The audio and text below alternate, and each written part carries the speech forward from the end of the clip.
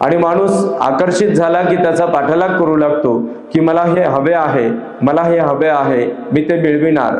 आणि त्याचा पाठलाग करत असताना माणूस हा वेगवेगळ्या चुकीच्या मार्गाने सुद्धा जात असतो.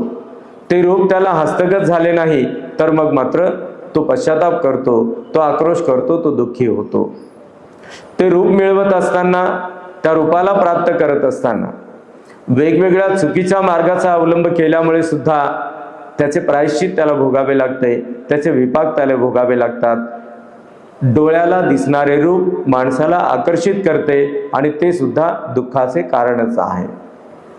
डोळ्याला दिसलेले रूप कुरूप असेल, जर ते सुंदर नसेल तर मनुष्य त्याची घृणा करतो, त्याचा तिरस्कार करतो, त्याबद्दल ईर्ष्या बाळगतो.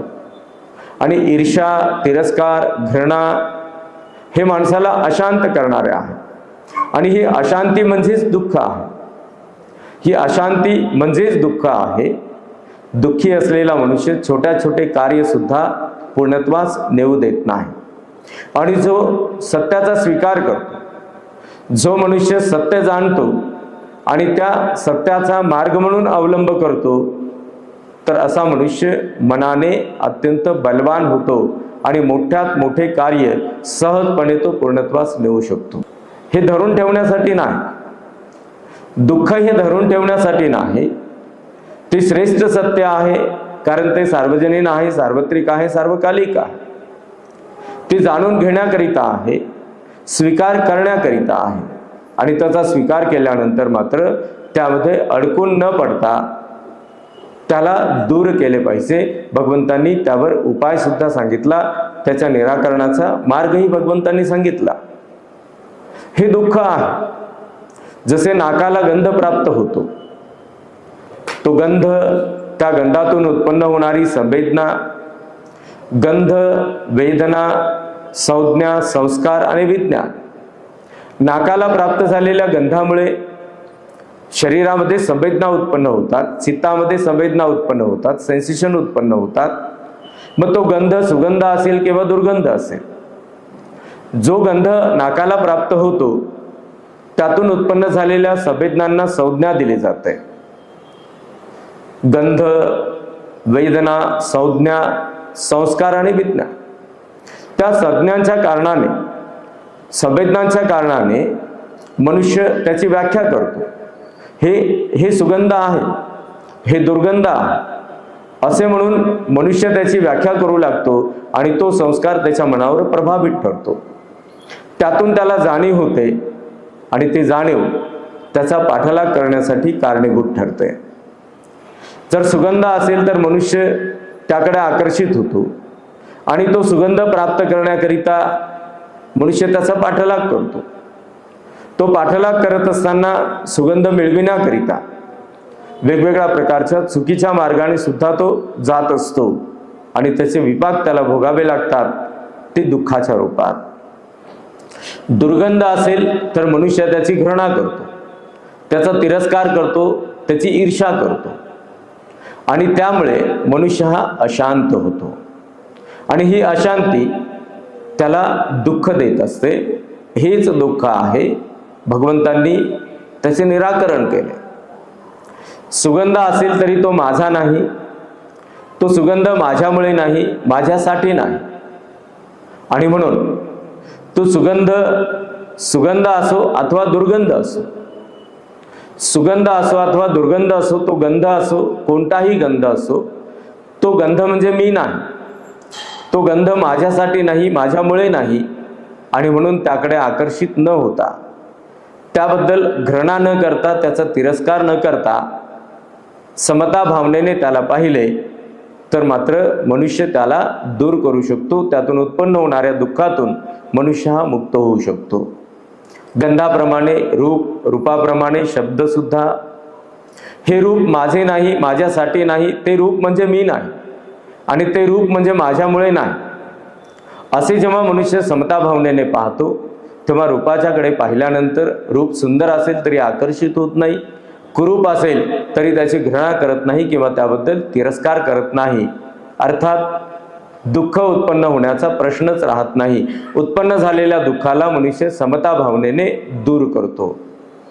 शब्द कितीही मधुर असेल अथवा अमधुर असेल तरी तो शब्द मी नाही, तो शब्द माझा नाही, माझ्यासाठी नाही आणि माझ्यामुळे नाही असे म्हणून मनुष्य आकर्षित करणारा शब्द असेल किंवा क्रुद्ध करणारा शब्द असेल तरी मात्र तो क्रोध करत नाही किंवा त्याकडे आकर्षित होत नाही आणि समता भावनेने तो शब्द पाहतो.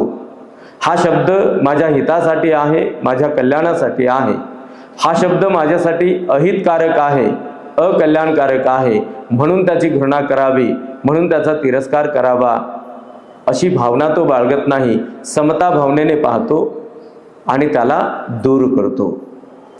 रूपाप्रमाणे, शब्दाप्रमाणे, गंधाप्रमाणे रस सुद्धा. जिभेला प्राप्त झालेला रस हा मधुर असेल किंवा अमधुर असेल. मधुर असेल तर त्याकडे आकर्षित होत नाही, त्याबद्दल आसक्त होत नाही, आणि अमधुर असेल तर त्याची घृणा करत नाही, तिरस्कार करत नाही, ईर्ष्या करत नाही. कारण रस जो असेल तो रस म्हणजे मी नाही, तो रस माझ्यासाठी नाही, माझ्यामुळे नाही.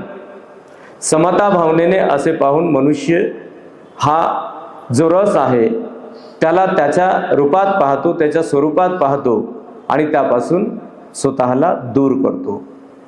रसाप्रमाणे स्पर्श सुद्धा.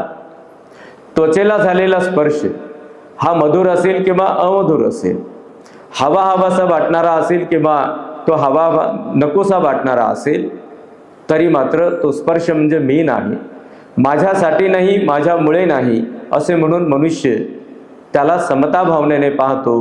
मग तो आकर्षित करणारा, आसक्त करणारा असो अथवा आपणाला मनामध्ये घृणा उत्पन्न करणारा असो, तिरस्कार करणारा असो, ईर्ष्या उत्पन्न करणारा असो, तेव्हा एखादा मनुष्य समता भावनेने स्पर्शाला पाहतो आणि त्यामुळे तो दुःखी होत नाही. या सर्व गोष्टींचा प्रभाव हा मनावर होतो.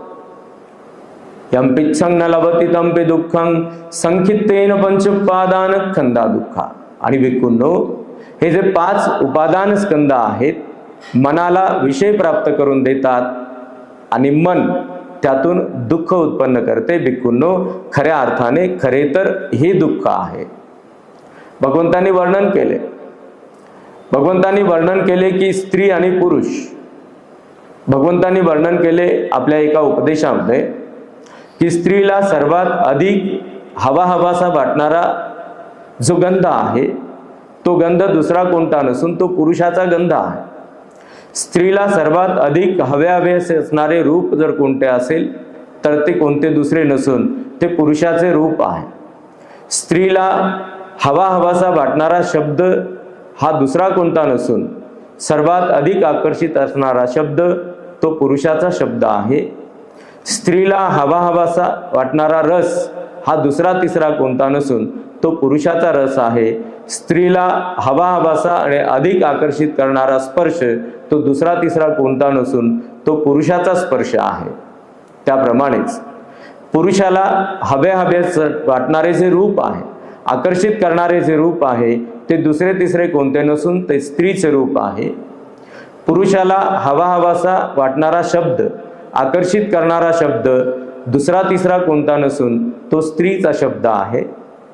पुरुषाला हवासा वाटणारा गंध, आकर्षित करणारा गंध हा दुसरा तिसरा कोणता नसून स्त्रीचा गंध आहे.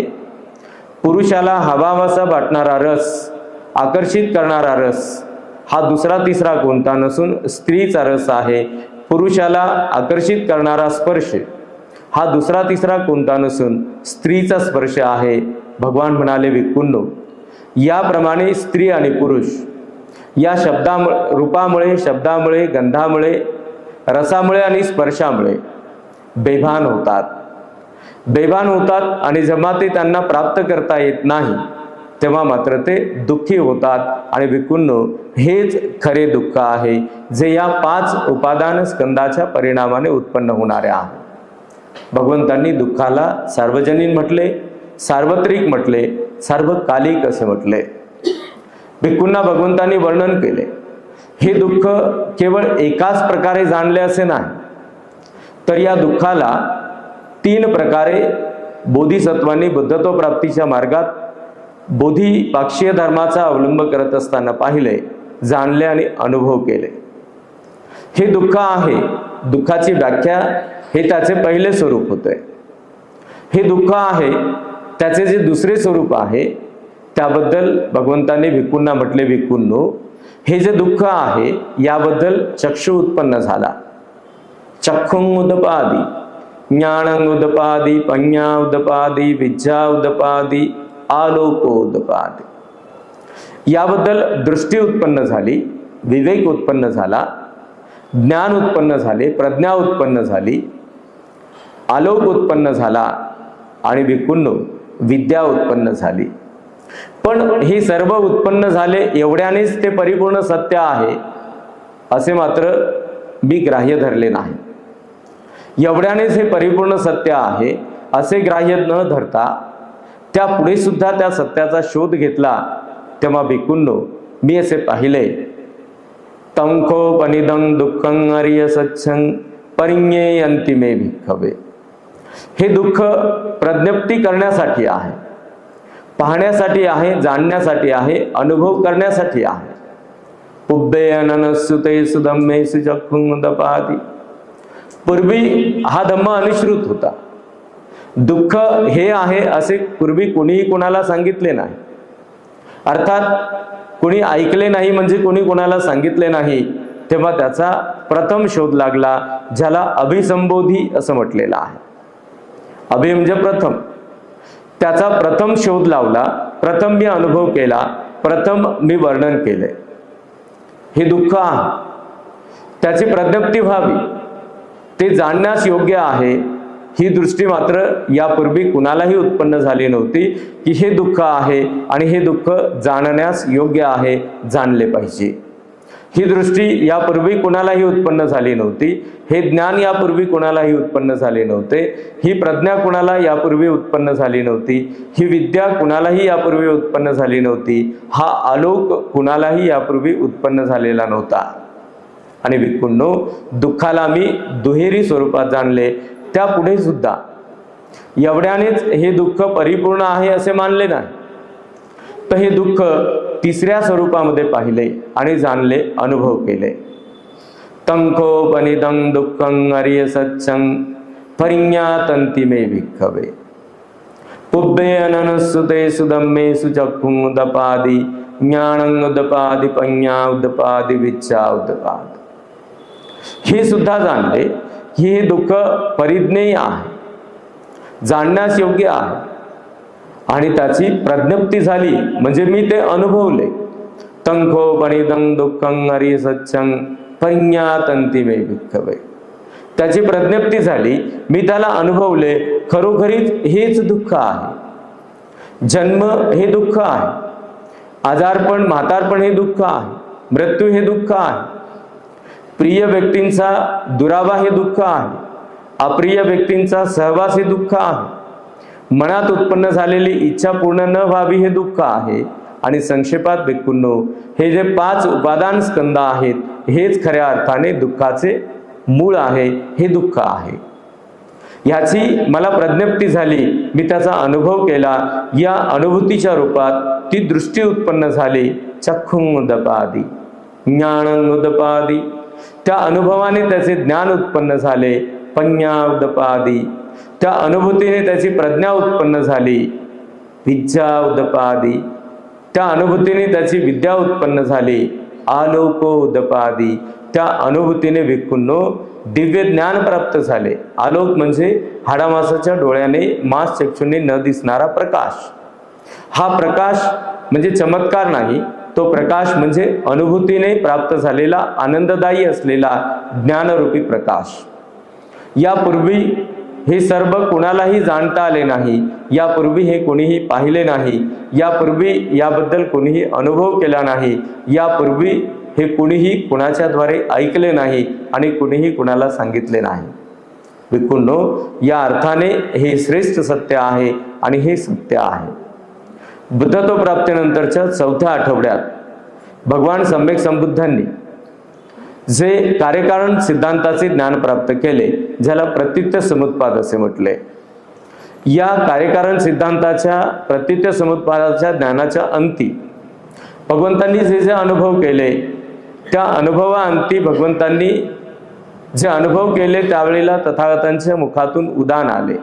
अनेक जाती संसारं झंदा विसंगानेभ्यसं गहकारकं गवे संतो दुःखा जाते पुनः पुनः गहकारक दिठ्ठोसी पुनगे हंग न काहसी सब्बाते पासुका भग्गा गहकूटं विसंकेतं विसंखारगतं चित्तं तन्नानं खयमच्चगाते. भगवंतांच्या मुखातून उदान आले की कारण नसताना या सृष्टीमध्ये पुन्हा पुन्हा ही चित्तवृत्ती जन्माला येते.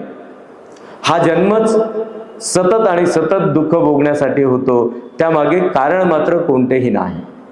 आणि मग हे दुःख जेथे उत्पन्न होते, जेथे या शरीर विश्वामध्ये प्रवेश करते, मी त्याला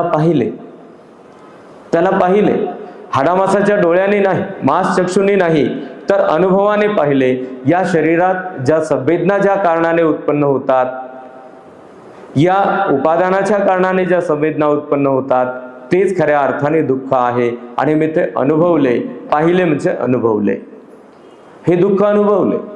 संदा विसंग आणि विसंग गहकारकं गवे संतो दुःखा जाते पुनः पुनः. तृष्णेला उद्देशून भगवंतांच्या मुखातून उदान आले. हे तृष्णे, या शरीर विश्वामध्ये तू जेथे घर करतेस, या शरीर विश्वामध्ये जेथे तू प्रवेश करतेस, मी ते प्रवेशद्वार पाहिले. पुनगे हंग न का हसी. आता मी तुला या शरीर विश्वामध्ये प्रवेश करू देणार नाही. मी ते प्रवेशद्वारच आता पूर्णतः बंद केले. या उपादान स्कंदाच्या बाबतीत भगवंतांनी अनेक वार उपदेश केले. तृष्णेला संबोधित करताना त्या भावनेने तथागतांच्या मुखातून उदान आले, हे तृष्णे, आता या शरीरात मी तुला प्रवेश देणार नाही. प्रवेशद्वारच बंद केले. या शरीराचे जे प्रवेशद्वार आहेत ते 6 इंद्रिय. चक्षु इंद्रिय म्हणजे डोळे, घ्राण इंद्रिय म्हणजे नाक, श्रोत्र इंद्रिय म्हणजे कान, रस इंद्रिय म्हणजे जिव्हा, स्पर्श इंद्रिय म्हणजे त्वचा आणि मनेंद्रिय म्हणजे मन. हे बंद केले. बंद केले म्हणजे काय? डोळे खरोखरीच बंद केले नाही, नाक खरोखरीच बंद केले नाही, मुख खरोखरीच बंद केले नाही, कान खरोखरीच बंद केले नाही, त्वचा खरोखरीच बंद केले नाही. मग हे बंद केले म्हणजे काय? तथागतांच्या मुखातून आलेले हे उदान होते की डोळे बंद केले, अर्थात मी डोळ्यावर पूर्णतः नियंत्रण केले, डोळ्याला वश केले. रूपाच्या कारणाने उत्पन्न होणाऱ्या संवेदना, संवेदनांच्या कारणाने उत्पन्न झालेली संज्ञा, संज्ञेच्या परिणामाने उत्पन्न झालेले संस्कार आणि संस्काराच्या परिणामाने उत्पन्न झालेले विज्ञान, याला मी पूर्णतः थांबविले. कारण डोळ्याने पाहिलेल्या रूपाच्या कारणाने माझ्या मनाला कोणताही विषय प्राप्त झाला नाही. मी त्या रूपाला समता भावनेने पाहिले, डोळ्याला वश केले, डोळ्यावर नियंत्रण केले. आता तृष्णे, हे तृष्णे, या डोळ्यातून तू माझ्या शरीरात प्रवेश करू शकत नाहीस, मला आसक्त करू शकत नाहीस. ही तृष्णा दुःखाचे मूळ आहे आणि ही तृष्णा उत्पन्न होते या उपादानाच्या कारणाने. आणि म्हणून भगवंतांनी भिक्खूंना म्हटले, भिक्खूंनो, संक्षिप्तेन पंचोपादान स्कंदा दुःखा. संक्षेपात हे 5 उपादान स्कंद दुःख आहेत. हे जेथे प्रवेश करतात, जिथे उत्पन्न होतात, त्या उत्पन्न होण्यालाच वश केले. नाकातून उत्पन्न होणारा, नाकाला प्राप्त होणारा गंध नाक बंद केले, म्हणजे नाकावर नियंत्रण केले. गंध कोणताही असो, सुगंध असो अथवा दुर्गंध असो, पूर्वी म्हटल्याप्रमाणे तो गंध म्हणजे मी नाही, माझ्यासाठी नाही, माझ्यामुळे नाही. आणि म्हणून त्या गंधाच्या परिणामाने, सुगंध असो अथवा दुर्गंध असो, त्याच्या परिणामाने अस्वस्थ न होता, अशांत न होता, आसक्त न होता, घृणा उत्पन्न न होऊ देता त्याला स्थिर आणि समता भावनेने पाहिले, तेव्हा कळले की हा गंध तर माझा नाही, हा गंध म्हणजे मी नाही, हा गंध माझ्यासाठी नाही किंवा माझ्यामुळे नाही. आणि भिक्खूंनो, मी त्यामध्ये आसक्त झालो नाही, तेव्हा त्यावर नियंत्रण केले, त्याला वश केले. रसाला माझ्या शरीरामध्ये आसक्ती उत्पन्न होण्याचे कारण होऊ दिले नाही. मग रस कोणताही असो, गंध कोणताही असो, शब्द कोणताही असो, रूप कोणतेही असो, अथवा स्पर्श कोणताही असो, हे सर्व आसक्त करणारे, आकर्षित करणारे असोत अथवा घृणा उत्पन्न करणारे असोत, तिरस्कार निर्माण करणारे असोत, त्याला मात्र मी समता भावनेने पाहिले. आणि म्हणून या शरीर विश्वामध्ये ही तृष्णा ज्या इंद्रियातून प्रवेश करते त्याला सळा आयतन असं भगवंतांनी म्हटलंय. आयतन म्हणजे दरवाज. 6 आयतन या शरीराला आहेत. 6 हे प्रमुख असलेले दरवाजे या शरीरामध्ये तृष्णेला प्रवेश देतात आणि ती तृष्णा मनुष्याला दुःख भोगाव्यास कारणीभूत ठरते. त्याच कारणाने दुःख उत्पन्न होतात. तेव्हा भगवंतांच्या मुखातून उदान आले, विसंखार गतं चित्तं तण्णानं खयमज्जगाते. हे चित्त आता सर्व प्रकारच्या संस्कारातून विमुक्त झालेले आहे.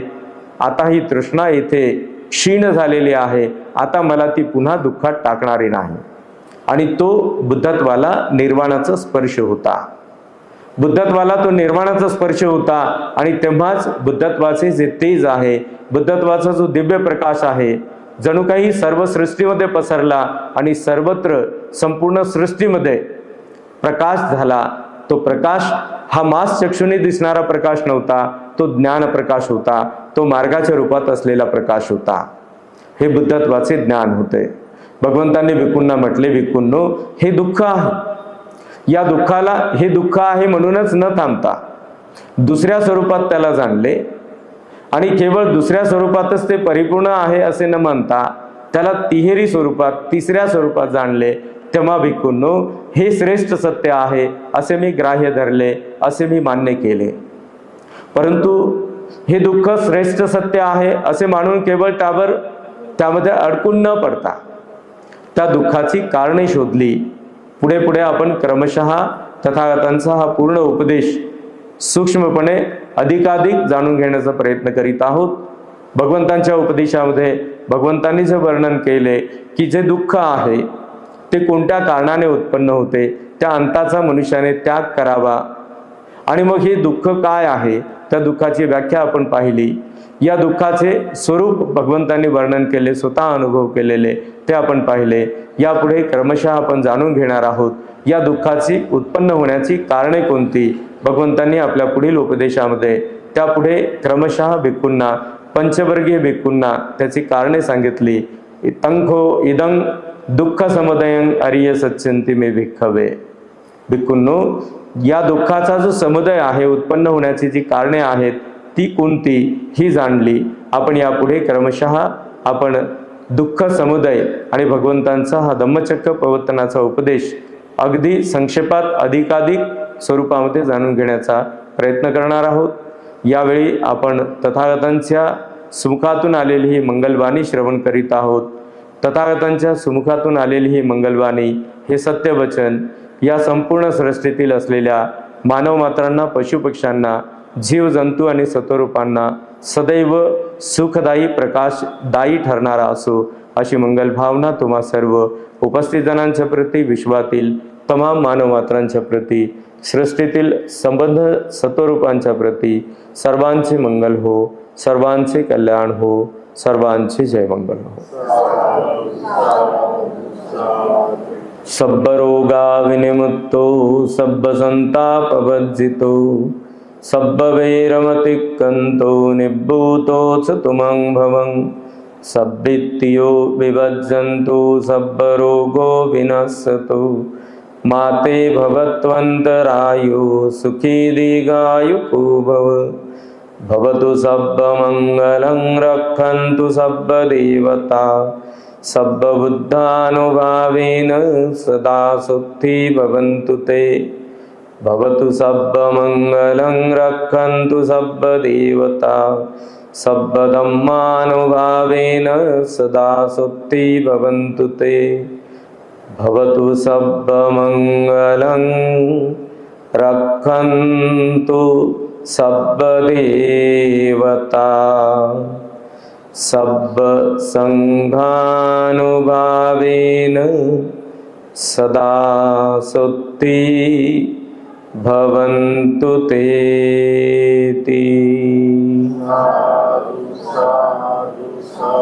साधु साधु साधु बुद्धं नमामि.